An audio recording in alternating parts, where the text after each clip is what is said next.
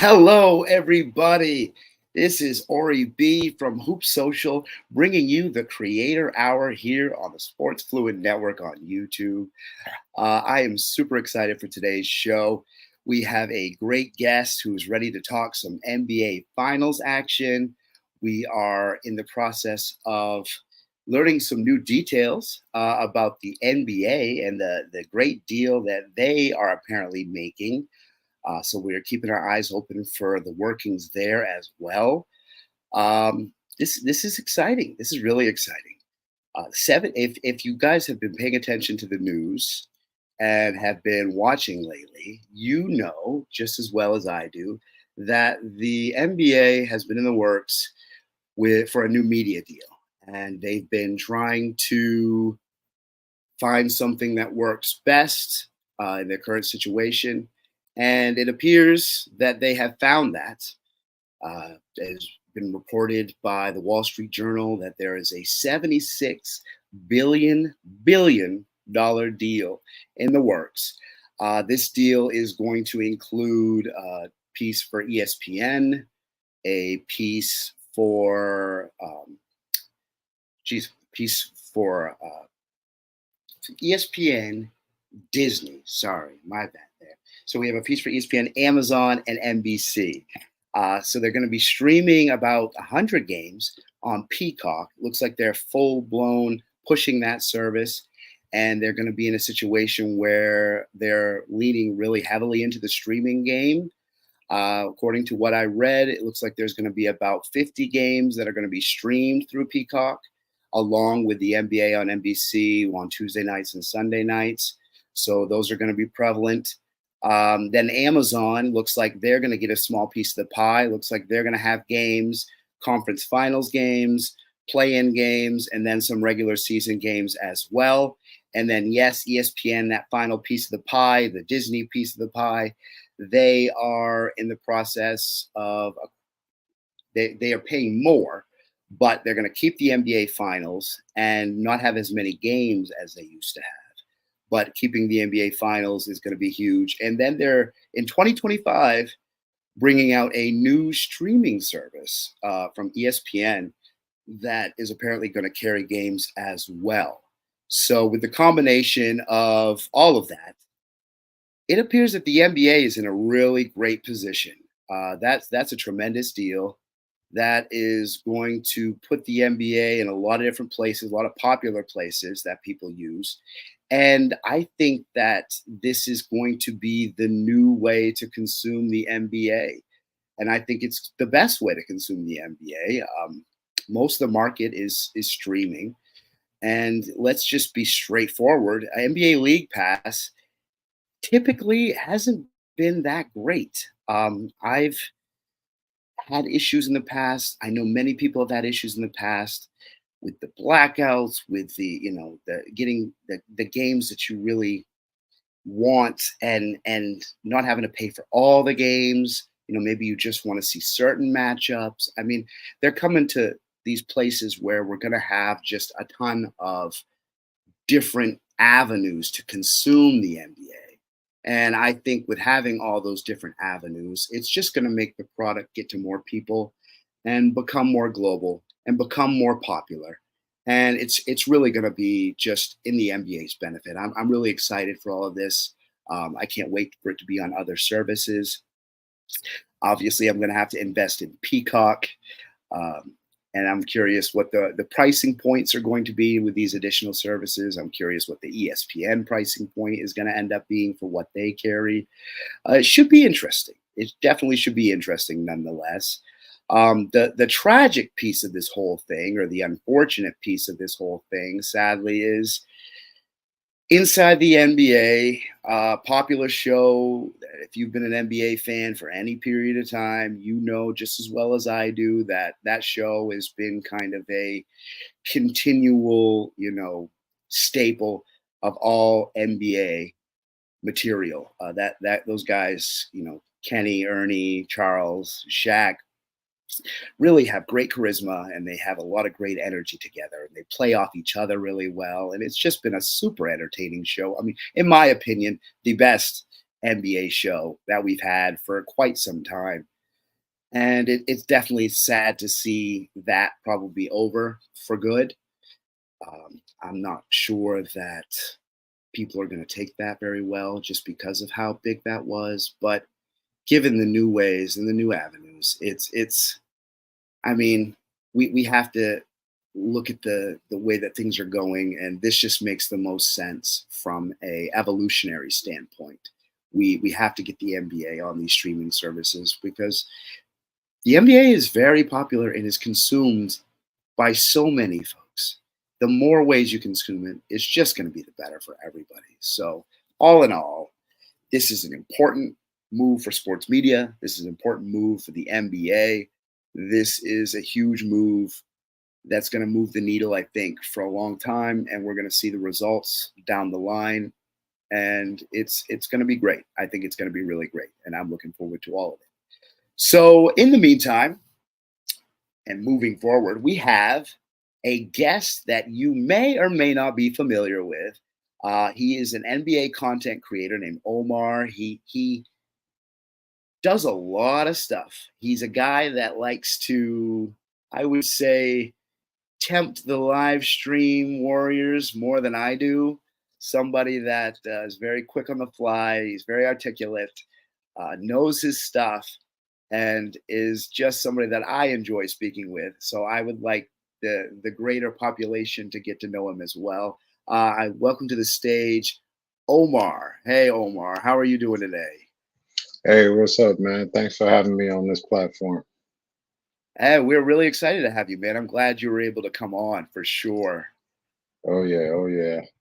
Now, Definitely, I definitely wouldn't miss this, man. yeah, right. Thank you. Thank you. Now, the way that I start these things with most of my content creators is the first thing I like to know.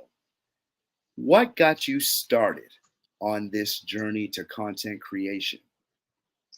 Well, I had a TikTok page for a while, and I didn't even use it for like a year. I would just go on there and watch videos or whatever, and I just happened to come on one time, and I met a few people on there, so I started hanging out on live, and then I found the basketball community on here, and I love basketball. I grew up playing a lot of basketball, and I I found it great that we could just talk basketball. It was different because it was not barbershop talk. It was just different because you're meeting people from all across the world, and you could just talk hoops. So I found that it was a good way to branch out and get to know people on all different kinds of walks of life. Absolutely. And my TikTok journey was very similar because once I found this community, it's it's super enjoyable to be able to talk with other guys and other kindred Hmm. spirits about the game for sure. Absolutely. Absolutely. Yep. Now, you're somebody that has been around the game for a long time as a fan and played the game. So obviously you kind of have a passion for it. Where do you think that passion started and what age did you really start to follow basketball? Well, I follow basketball. Football is always was my first love, but I enjoyed playing basketball more than football. So I think at the age of, I would say about 6 or 7, I started picking the basketball up, and we had like these crates we would shoot in. We would cut the bottom of the crate out, and we would nail it to a pole, and the pole was like our backboard. We didn't really have a backboard. Sometimes we would get a piece of wood and put up there, but that's how we started, just shooting in crates, man, or garbage cans. If we didn't have a crate, we would just throw the ball from long distance in the garbage can. So that's how it all started. And I played basketball for like just a lot of years, man. I never developed the size and the strength I needed to be really, you know, one of these guys that can make pros or college or anything like that. But I just really enjoyed playing basketball, and I followed the sport. Yep. Okay. Now, as a person that played a lot of basketball, when did you start to enjoy the NBA? Do you think? Oh man, early when Yeah. I like so I knew Magic Johnson and them were great, and I didn't like the Lakers, but I knew Magic Johnson was great.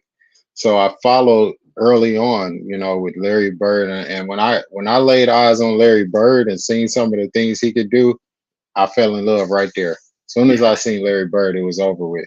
Because I was like, this is a guy. This was to me, he was like the first Michael Jordan. He had that dog in him. Like he was gonna go get it, and it was nothing you could do. That was my dog right there. Yep.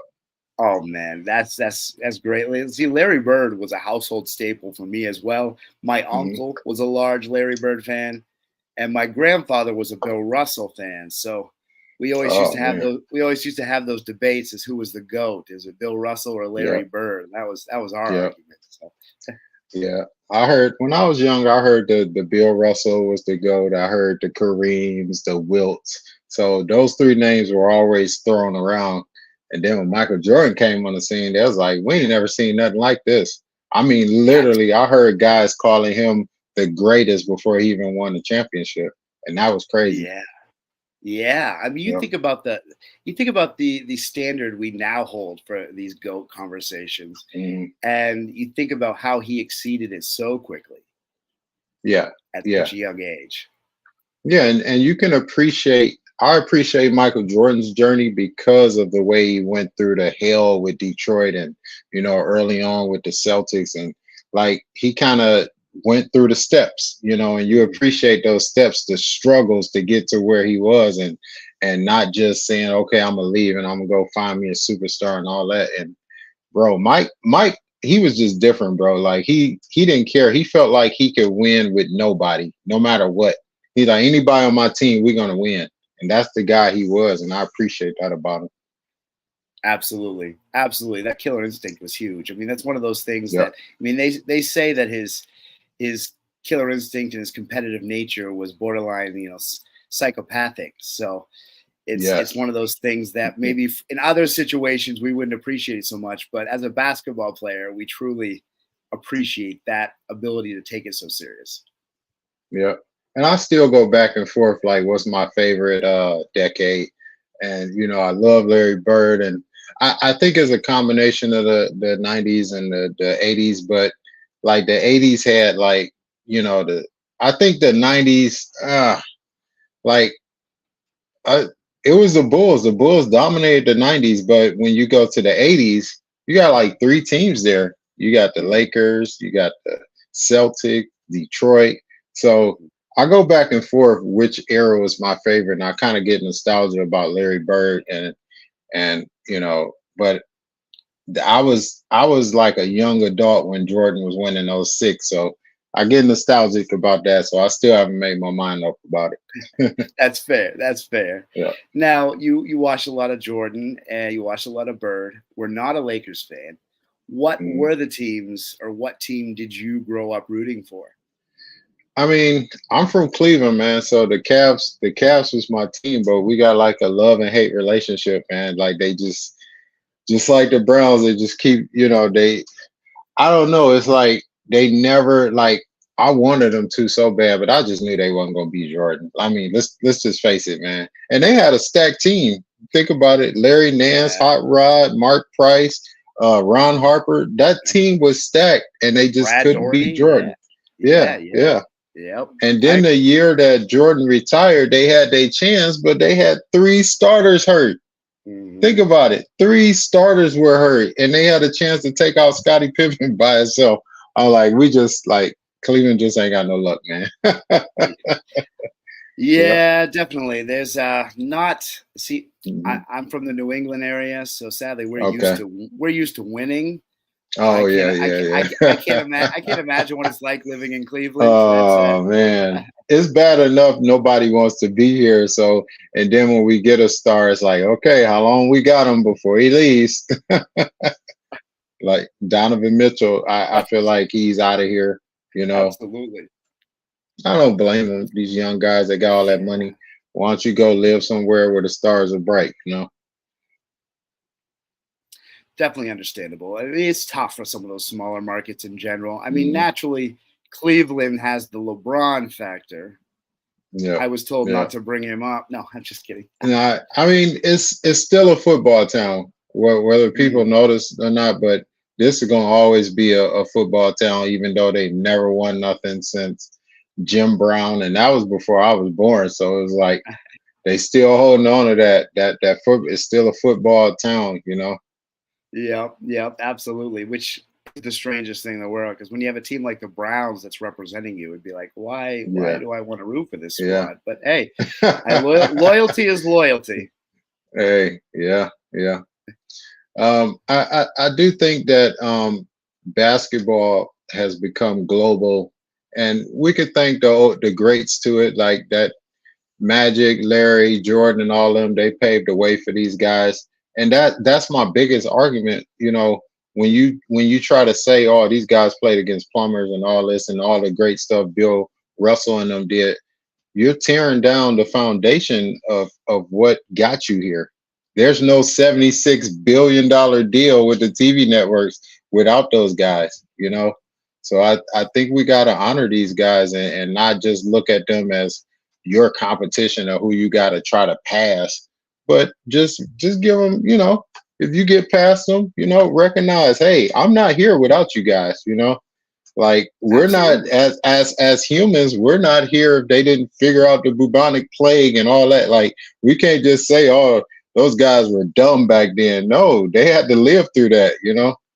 Exactly. Like, we have to stand on the shoulders of these giants, to look forward. Like, we can't dismiss what they brought and the innovation that they brought. I agree Hmm. 100%. And sometimes people tend to get a little bit, with the Hmm. plumbers and stuff, get a little disrespectful of some other eras, and not a big fan of that. Yeah. And to me, that's essentially why my channel exists. I feel like I have to, like, chastise these young guys sometimes, but at the same time, give them some history and foundation, because a lot of those guys don't know. They're just running around here repeating Nick Wright rhetoric, and it's just terrible. Oh, anytime Yeah, there's a little Nick Wright bastion, I'll be there. So that's fair. yeah. Oh, now speaking of Nick Wright, he's one of those guys that does a lot of like grading and ranking of players and has the superstar club, and Tatum and Luca have both been in the superstar club. As you can see, this is a nice segue, right? So Celtics Mavericks.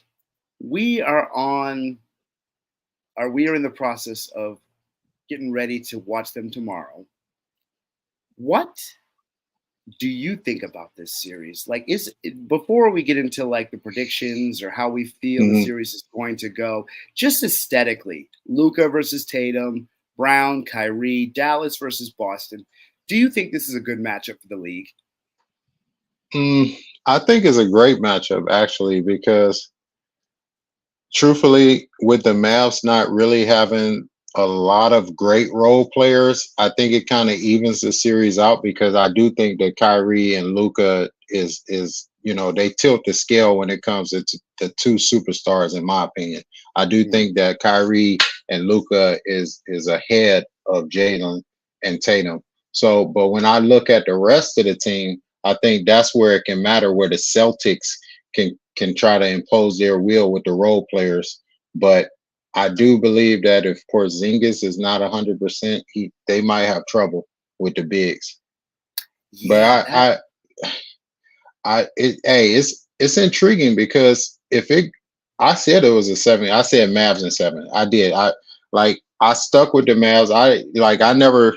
I said they were going to go all the way. They did, and it was like, oh, my prediction went right. So then I was like, well, who am I going to pick? And I was like, well, I'm gonna stick with my pick, and I don't know, man. It could go either way. That game one is going to tell a lot about, the schemes and the matches, and if Tatum and them are just going to sit back and settle for 3 pointers, and who's going to crash the whole. Because we know Luca, he's going to terrorize you at the top of the key and coming down to that free throw line. So it's going to be very interesting.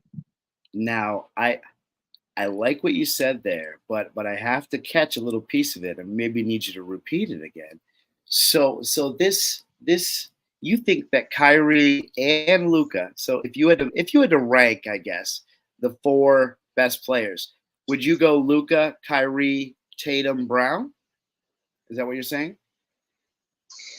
No, I was looking at it as Kyrie over Jalen. And then, even though I do agree Jalen's a better defensive player, but I think that Kyrie's clutch kind of sets him apart from Jalen. I was looking at him as, part from part, not just this guy, but I do agree Tatum's better than Kyrie. Okay. So I would go Luka. I would go Luka, Tatum, Kyrie, Jalen. Perfect. Okay. Fair enough. I just wanted to double check. Sometimes that could have been taken as a hot take. So it could have been taken like, oh, Omar said. Yeah, exactly. No. I want to make sure we clarified that one there. If I had to pick a guy that I want in the finals between Jalen and Kyrie, I'm taking Kyrie. Yeah, that's. I mean, obviously, Kyrie just has the pedigree. He's done these things, the experience. I mean.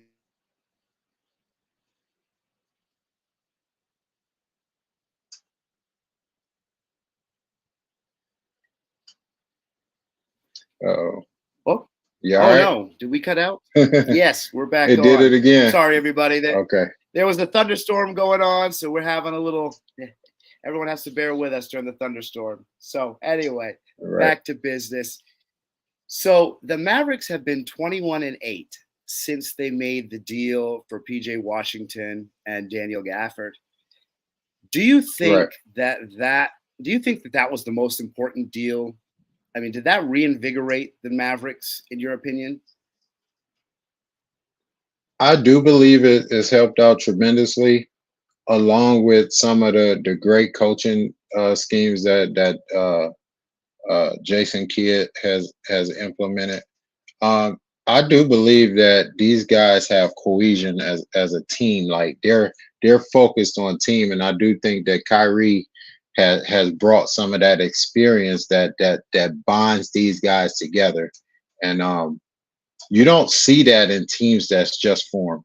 You don't really see that cohesion like that. So I think that trade did help them tremendously because they were lacking big time defensively.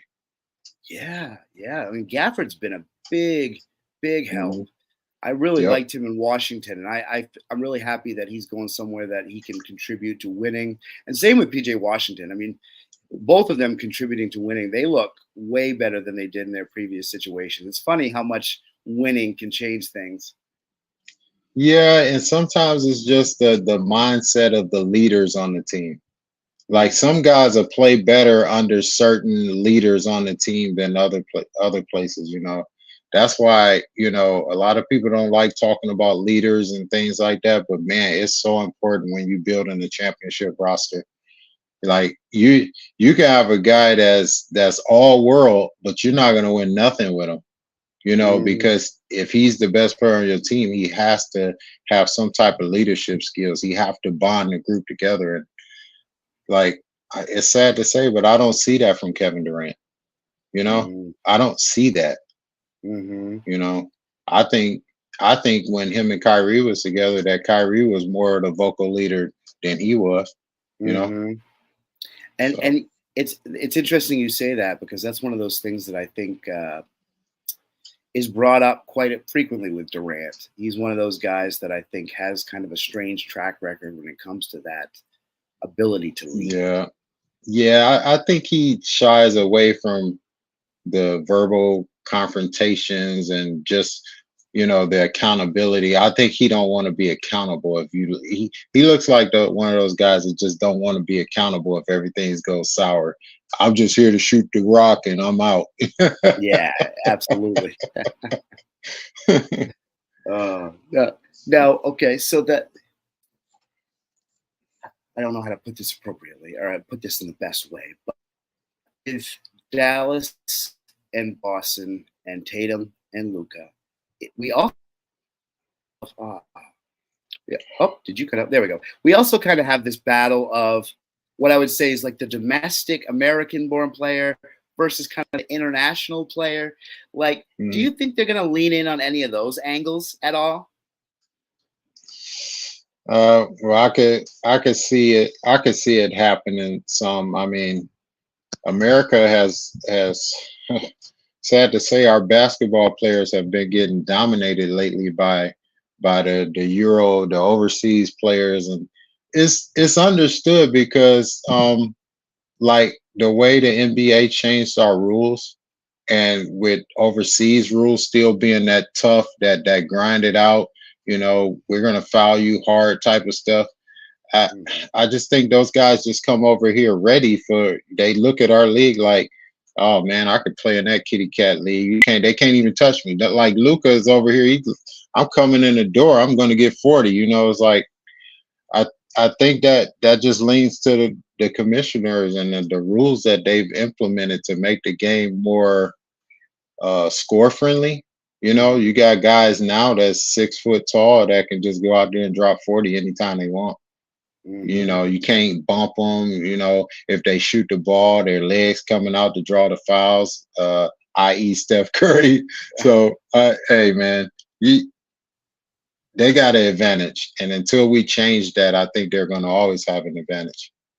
And that's probably fair. Do you say that, like, with this evolution of the game and kind of this offensive flurry, do you expect there to be maybe like a defensive revolution in the future to kind of cycle back, or do you think that we're gonna keep moving forward I think we're offensively? I think we're starting to see it with the NBA being way more relaxed in the playoffs. But I'm like, now we're playing two different types of basketball. If you're going to relax on the foul calls in the playoffs and it's going to be so much tougher, then these guys are just going to cakewalk through the regular season, and Embiid is going to get MVP every year. And that's where we're at. You know, it's Yeah. like the regular season means nothing. Just get MVP to Embiid every year because he's going to cook and flop all day and get all the free throws he wants. Like, I think they got to get the regular season back relevant. And sorry, the in-season tournament doesn't do it. Yeah. Like, how do we make that important again? Rule Oh, did I lose changes. you? Oh, there we go. Sorry. Yeah, Yeah. yeah, it just Yeah. went So you out for think a the little rule bit. changes? I yeah, they call it like you call the playoffs. Call it exactly like you call the playoffs, and you'll see a better audience. People want to see a tough game. People don't want to just see, they run back and forth and shoot threes up and go run down the Mhm. court. Nobody's even trying to play defense. I think it has to be a playoff type atmosphere to get the game back to the way it used to be. Not as saying exactly like it used to be, but we have to have suspense. I think that's what's missing in the regular season is Mhm. suspense. Yeah, like a lot of this rings culture, I feel like is affected that as well, where people just are 100% just all in on. Well, if I just make the playoffs, I'm fine. I don't need Yeah. to really perform. I don't have to Mhm. perform at my peak abilities every single night. Yeah, And I think rule changes can help, but I wonder if there's yeah. another way to maybe incentivize the players. I don't know. They're already incentivizing them. I mean, giving guys for an in-season tournament $500,000 a piece, and you start the tournament in October when nobody's even ready. Like, I Yeah. don't know. I think that tournament would have been better if it was moved closer to the playoffs, but I guess they didn't want everybody to be beat up for the playoffs, huh? Yeah, true enough. Yeah, yeah. Well, and they had to let the Lakers win something too. So Nah, hey, it just got it has to go back to pride, man. It has to start at the level because think about it. If we fix it at the NBA level, then it's not going to trickle down to guys growing up. You think about Michael Jordan and them; they never grew up with the 3-point line. They had to yeah. learn it on the fly in the NBA. So things don't trickle down if these guys don't grow. Like Luca and them, they grew up with rough rules and rough situations. These guys then grew up where they can't even play a full week of basketball. Everything's being catered to them. They're like, oh, I got to rest for this, and I got to rest for that. Like, rest, guy. You like 18? What you resting for? you know. I can remember days being on the basketball court in the hot sun all day long, barely had anything to drink. I'm talking about 12, 16 hours on the basketball court. And these guys talking about resting up for a game that they're not going to play in 3 days. So I think the mentality has to change, and it has to start with the youth. Yeah, I agree definitely. That's because it's like you said, it doesn't trickle down. It has to work its way upwards into the system. Yep. So I Yep. think that's definitely the case. And I mean, not to speculate too much, but do you think that it's all? You think it's like a lack of competition thing potentially, where sports are kind of treated a little bit differently in this day and age? Yeah, I think the buddy thing has gotten out of control. Like nobody wants competition no more. Everybody wants to be friends and social media friends. So they play the game and then they're all like where they're gonna meet up after the game. Like I'm talking about rival teams now. Like Draymond Green is the biggest LeBron fan on the face of the planet, and that's embarrassing. I'm like Steph Curry. Like if I was Steph Curry, I'd be like, you know what? Let's get somebody else to run down the court and pass me the ball. Like, Right. I just think it's embarrassing, man. Like, this is supposed to be your main. This the guy that got you suspended in the NBA Finals, and you're his best man now. Like, it's Yeah. embarrassing, man. There's no It, competition no more. it's definitely a little weird. I'd agree but once again, I mean, we're in that situation where we saw the game in a different view, and we saw the Yeah, game played a yeah, little rougher and played by the Michael Jordans and the Kobe Bryants of the world that would do mhm. anything to stay on that court. Yeah. Nowadays is more about contracts. These guys worried about longevity now. It's like, oh my God. It's like about stretching out their longevity. Oh, I'm gonna play 60 games this year because I gotta make sure I can play 5 years from now. Like, what about winning? Mhm. What about winning? But Right. hey, when you paying guys that haven't won nothing, haven't proven anything, $300 million contracts now, I guess that's where they gotta go. Jalen Brown, prime example. Oh my God! You had to knock Jalen Brown. I mean, come on, man. You ain't even like supposedly everybody said you wasn't even the best player on your team, and you get a $300 million contract before Tatum. Yeah, I know. So what's Tatum getting next? It's between the two of them, it's going to be over $600 million. It's gonna be this finals is gonna determine what Tatum get. And I'm gonna Now, tell you this: oh, if they don't win, he Tatum might not even get what Jalen Brown gets. Could there you we go. imagine that? Could you There's the imagine that? spicy take. It's Yeah, gonna I be like that. it's gonna be a crazy. Hey, hold on. When is contract up? This off season? Yeah. He's eligible Oh, for the it's gonna be supermax max. Yeah. spicy summer. They better Hmm. win. That for Tatum's sake. That's all I know is you better win, bro. Because you don't want Jalen Brown making more money Yeah. Right. than No. you. What? Now what? Now this would be this crazy. So what if they do win and then Jalen Brown's Finals MVP instead? Right. Oh, that you know what? That wouldn't be as bad. Like I think losing would be worse than Jalen Brown getting the Finals MVP. I think him losing definitely would mess everything up as far as his contract. If they win, I don't care if Derek White gets Finals MVP. You got to pay Tatum. Yeah. No, I You definitely got to agree. pay I was him. You got to just pay him. curious But if if that little but wrinkle would have changed anything. Yeah. if they lose, oh my God, it's fireworks in the summer. All right. Well, speaking of who winners and losers, now it's time to dive in fully. I have a couple categories that I wanted to hit for this upcoming series. First one is the simplest one.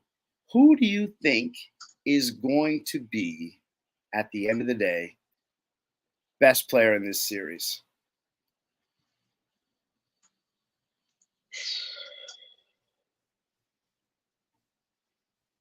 Mm. I know it's tricky Luka because Doncic. I'm gonna just Luka go with Luka. Doncic. That's a safe bet. Safe bet. I mean, I was looking it up actually. He's played. It was 11 games versus the Boston Celtics, and he's averaged a 39-8 against them in 11 Yeah, games, but and he's shooting like Drew, 50%. think about this though. Drew Holiday might be the most important Yes. for Now for Boston. that's what I was going to get into. The Boston side of things. Do you think if Luca is the best player on the court, do you think that Boston has enough to contain, because you can't stop Luka. Do you think they have No. enough to make it difficult enough for Luka that they can hold him enough that they are able to still be in the game? Well, the problem with Luca is if he's not getting a lot of high volume scoring, he still can pick you apart at that basket. So if the other guys are getting like 10 shots and 100% on dunks and all that, that's where you run into problems. You're better off letting Luka score 40 and making sure he don't have crazy assist numbers. Mm. I think that's what you're better off doing. But I like I said, the most important player is going to be probably Drew Holiday because he's going to have to slow Kyrie down because that's going to be your main problem. You can't have Luka and Kyrie going crazy. And that's a great segue to the next point. I was going to ask for X factors for both sides. So you think Drew Holiday could be that for the Celtics? Yes. Now, who do you think is going to be that for the Mavericks? Maybe that Lively guy. I don't know Derek much Lively? about him. Yeah. But I think Derek. I think he could be the X factor for that team. Guys that you don't expect. With him being such a rim runner, and they throw so many alley oops. Is this where Kristaps' health is going to be important? Yeah. And if he can't if he can't intercept a couple of those lobs or deflect them or just stop the guy from getting a wide open, it's going to be a long day because as you've seen, Kyrie's passing abilities have increased since he got to the Mavs. Absolutely. So it's not just Luka. So Derek Lively is my X factor for that team. Absolutely. I think that's fair because he's so efficient because, naturally he just does a few things really, really well. And he's a great rebounder and he brings a lot of tenacity. He kind of gives me like, I know this is like a little bit of a Joakim Noah vibe. Just a touch, Yeah. He gives them that energy they need from a big guy, Yeah. And that's going to be tough to fight against. I think Al Horford against that front line. What do you think the old man Al is still capable of? Dude, like I still don't get it from these young guys that's in the league right now. Like when I was growing up, we had a thing we would do on the basketball court. If they had an older guy out there, like if I'm 20, 21, and this guy out there, he's 35, 36 trying to run with us, my thing was I was going to run his ass in the ground, especially if he guarded me. If I see him on me, I'm clapping. I'm like, I got the old guy on me. Just throw me the ball. I'm running around him like I'm going to run him to death. And I don't know what it is about the NBA. They never seek out to exploit the older guys. They never do it no more. And I think that's what's missing from the game. Like these guys like Ant-Man and all that, you see a guy 35, 36 on you, bro, you're supposed to destroy him. He can't keep up with you. You're supposed to run full speed every time you see him on you. Run. Your best weapon is running because that guy does not want to do that no more. Yeah, true that. That's absolutely true. That's a very good point. Yeah, Al Horford is so smart though, bro. Like he's so smart. His IQ is so high in the game. Like he just knows where to be. He knows he can make that clutch 3-point shot. I think Al Horford is a wonderful guy to have in the league because he could teach these young guys and he can lightweight be an X factor too. I want to see him get a title so bad. Not gonna lie, he's one of those guys that he's played so many games, so many playoff games that I really would love for Boston to get him that title. Yeah. What do you think about the coaching styles? There you go. Look you're good. You're good. The next question was going to be Jason Kidd, Joe Mazzulla. Joe Mazzulla's the young guy. Jason Kidd's the guy who's been around the block for a little while. Who do you think has the advantage between those two? I'm going to give the edge to Jason Kidd, and only this year, only because I feel like the other coach has an advantage with the roster, and these guys been together a while, and Like Jason Kidd had to put this together this year, bro. Literally. Like he got Kyrie at the end of last year. They tanked to get a pick or whatever.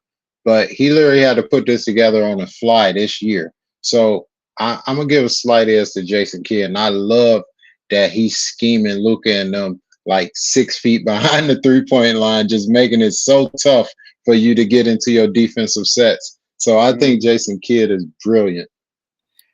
Fair enough. Fair enough. Now, do you think Joe Mazzulla's inexperience and the fact that he's the youngest coach since Bill Russell in '69 is going to play a factor?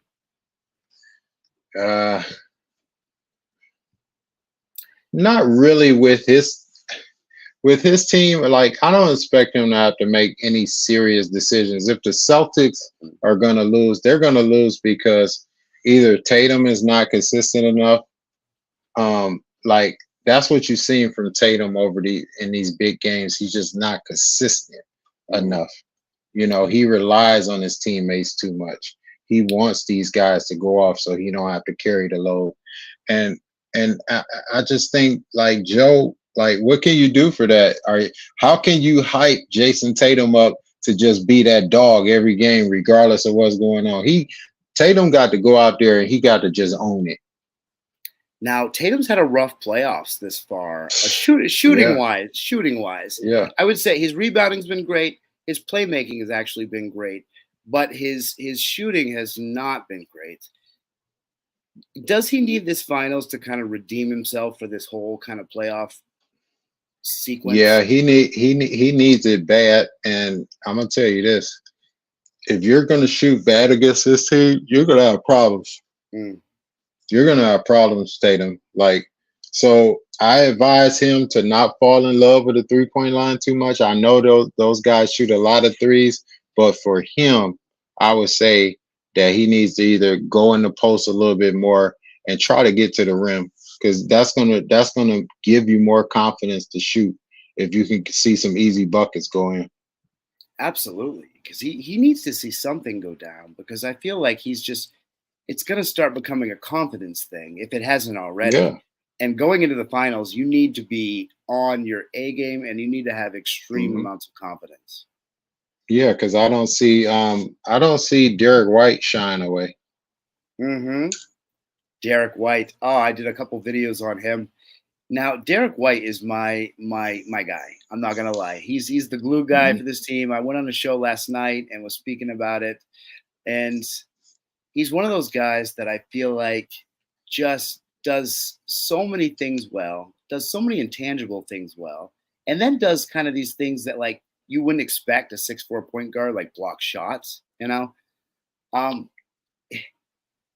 Is there a world in which Derek White could be the most consistent player in this final series? I don't know. I'm not like if he finds a mismatch, I think he could, because he has incredible shooting ability, but I'm more excited for him about his defensive abilities too. So yeah, it wouldn't shock me if this guy outplayed Jason Tatum. I'm just, it would not shock me, man. I'm just not a Tatum guy because of the inconsistencies, because he's disappeared. Like, it wouldn't shock me, but I don't look at him like, yeah, you're going to outplay Jason Tatum. No, I don't look at him like that, but he can get hot. He's streaky. Sure, absolutely. It's great to see him now. He's evolved into such a great 3-point shooter too. Because I mean, coming into the league, that wasn't something that he was known for at all. So I've really been impressed with that evolution. Yeah, kind of reminds you of Kawhi Leonard when he got in the league. Like, this guy could not shoot. I'm like, how did Kawhi become one of the greatest shooters in the league? Like, right? I never expected that out of him. Never. Like, if we could go back to when Kawhi was with the Spurs and we would tell, hey, Greg Popovich, guess what Kawhi gonna do in the future? He's gonna be 50, 40, 90. Popovich would have just slapped you across your face like, no way. Exactly. Oh man, you're so right. You're so right. Because he looked like he was going to be just one of those like wing type defender guys that maybe I mean, I hate to say it, but maybe like a Michael Kidd-Gilchrist or something, one of those Yeah, types. just some guy that's just nasty on defense and he can dunk and score, maybe get you Mm-hmm. some backboard shots. But this guy's out there, the 3-point line, just automatic. I'm like, Kawhi? Love it. I love You those know? guys because that to me is like a good, strong signal that this guy puts in the work. Like Right. this guy, like anytime a guy is able to add something completely new to their game, to me that goes, this guy's putting in the work, and I appreciate those guys. Yep, for sure. All right, so going back to the finals series, we talked about X Factor, we talked about best player, now we talked about coach. I wanted to hear a little bit about what you think of the role players. Now we discussed how Dallas is top heavy. We all know they're kind of top heavy. They got their two Right. stars. Their bench isn't great. Do you give the clear advantage to Boston, or is it pretty close or closer than maybe most people would think? Um, I'm gonna give the advantage to Boston, but not just a clear advantage because I do think that you know these they got some guys that can do some stuff. I mean, they're not great, but when you gotta think about it though, is the coach gonna just go deep? Mm, Do you think that I don't know if Joe's gonna be able to go too deep in this series. mm. That's what I'm curious about because I see them getting Yeah, maybe to maybe Pritchard and Hauser. I don't know how many minutes Cornette gets in this situation. I mean, it's a strange matchup because right. the athletic bigs from Dallas worry me. Mhm. Yeah. I just don't like Dallas bench. I think we're gonna see Luca and Kyrie play a lot of minutes. I mean, Yeah, I think they have to because the scoring from these other guys is really, predicated off of Luca and his playmaking, Kyrie and his playmaking. So if you do see some bench players for Dallas, Kyrie and them ain't coming out the game. right. Ain't that the truth? They're going to come Absolutely. out for breathers towards the end of each quarter. Yeah, and that's it. They're gonna get a lot, and they're gonna put in a lot. But those guys Yeah, can. We know they and can. that should be the Celtics key right there. If you know these guys can't come out the game, you got to hammer them. You got to make these guys tired. You know. Absolutely. So that being said, the last piece here, I want to discuss predictions. Now, earlier you said 7 games. You said Dallas. Is that if we were pushing you and wanted your surefire final response? Is that what you would stick with? Uh, yeah, I'm gonna call it. That I'm gonna stick to it. And like I said, I don't have a dog in the fight in these NBA finals. But Mm-hmm. if I had to predict it, I'm just gonna roll with the Mavs since I picked them to go all the way. So yeah, I'm gonna Absolutely. call it, and I'm gonna say Game 7 is going to Games. Game 7. Do you think it's going to be a super close series? Do you think there'll be some blowouts? How do you think these Uh, games are going to turn out? it depends on adjustments, but I do think there's gonna be some games that's close. We might see a blowout, maybe from each team, but I do Mm, think we're gonna have some close ones, some clutch games. A lot of people are trying to predict that we're gonna have some every game close. I don't mm. think that's necessarily true because I don't think these teams are that close like that. I do believe that we're gonna have some close games, but I do believe we're gonna have some blowouts. Yeah, I feel. I mean, considering Boston has had so many this season, I have that feeling that there's going to be one game where Boston just gets hot, and Yep, then on the opposite end, there'll probably be one game where Boston gets cold. true. And we know that if Boston gets hot from that 3-point line, that like I don't think Dallas can keep up with them when it comes to just shooting all those threes. So that's their advantage. So if they get hot and Jason Tatum knocking them down, they might have to just pack up and say, "Hey, we'll get you next game." Well, and that's it. Like I view these teams very differently. I see Dallas as obviously a strong contender. They came on really hot. They're the hottest team in the league. And then I see Boston as just consistently great all season and kind of uh, underrated to a certain extent. I feel like for as many win for a 64 and 18 win team, there was a lot Mhm. of uneasiness coming into the playoffs. Do you Well, when do you you, think that's because they shoot too many threes or live and die by the three? no, I think it's just because of the conference, and I think people are just not into the Eastern Conference because of all the injuries, because of, like there's not been a real challenger for them. Like we haven't seen these guys, you know, go hard in this playoffs, so but I think they might just be that good, They might just be, there's a chance that Boston just might be that good. Yeah, like I mean, I feel like it could go 7 or it could go 5. Mhm. And both would be perfectly understandable and no one would be surprised. Yep. Yep. Because when I think about it, how do they match up against Denver? How do they match up against the Timberwolves and all these teams, in the West as juggernauts, so-called juggernauts? I don't think Boston is like just out of the loop because they're in the Eastern Conference. I think they're a really great team and they're very deep. They got a good coach and they got, three guys that can take over a game if they get hot. Absolutely. And 5 guys that can score 20 points. I mean, you figure Yeah, all yeah, 5 starters could drop 20 on you, and so could Peyton Pritchard easily. if he wants. Easily, and I'm telling you, if they get hot, like it will have the Mavs looking crazy.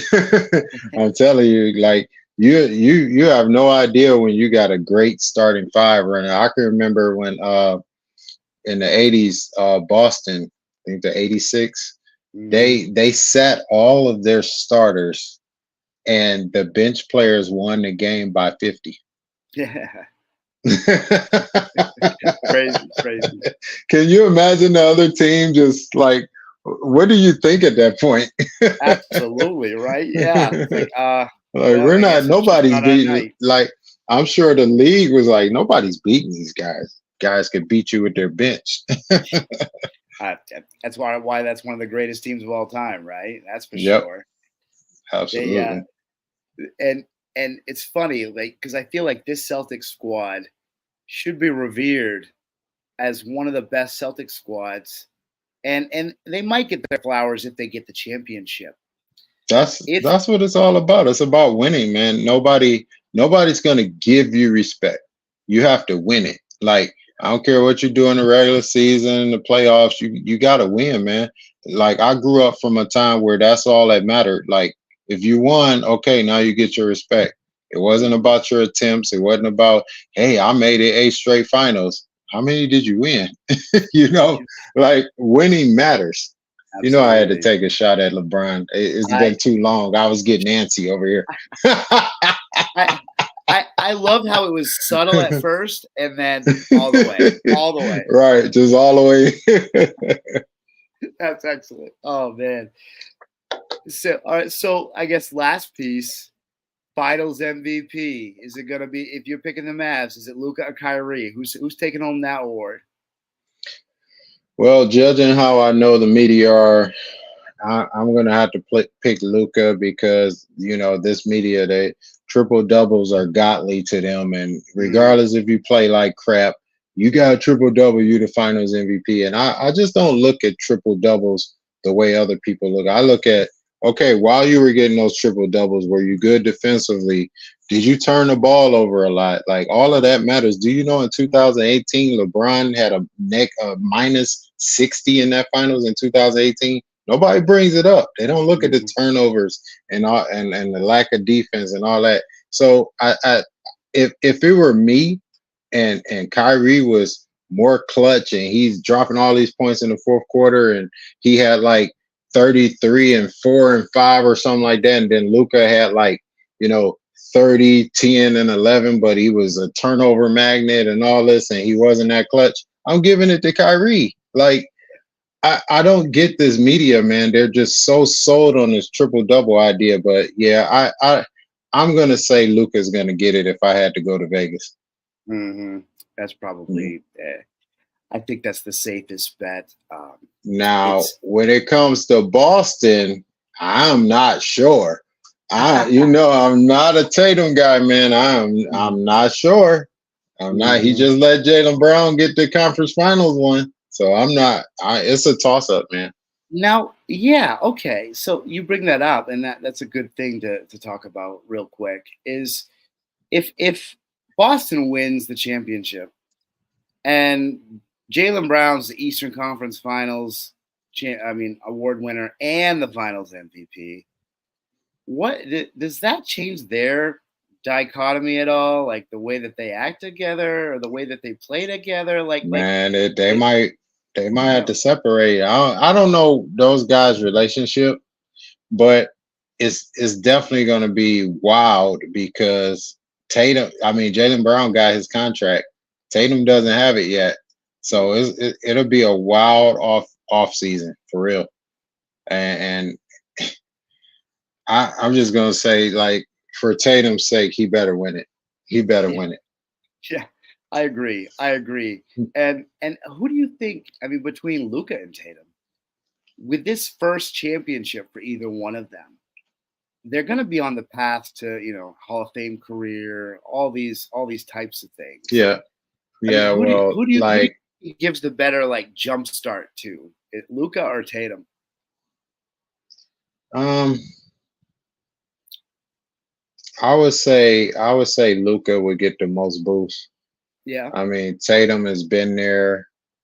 If he wins this one, everybody kind of expects it, and I it's definitely gonna boost him up there because now you got one, Joker got one, but I think Luca stands to gain more. Hmm. And I think I would agree with that sentiment too, especially being a six seed.